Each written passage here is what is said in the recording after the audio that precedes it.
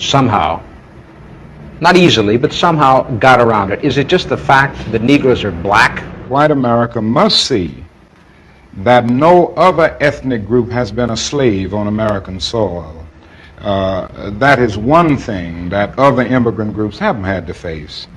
The other thing is that the color became a stigma. American society made the Negro's color a stigma. America freed the slaves in 1863 through the Emancipation Proclamation of Abraham Lincoln, but gave the slaves no land, or nothing in reality, and as a matter of fact, to get started on. At the same time, America was giving away millions of acres of land in the West and the Midwest, which meant that there was a willingness to give the white peasants from Europe an economic base.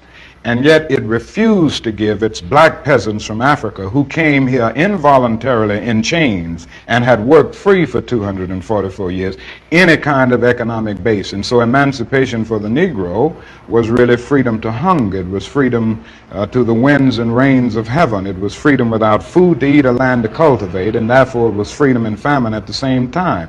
And when white Americans tell the Negro to lift himself by his own bootstraps, they don't look over the legacy of slavery and segregation. I believe we ought to do all we can and seek to lift ourselves by our own bootstraps, but it's a cruel jest to say to a bootless man that he ought to lift himself by his own bootstraps. And many Negroes, by the thousands and millions, have been left bootless as a result of all of these years of oppression and as a result of a society that deliberately made his color a stigma and something worthless and degrading.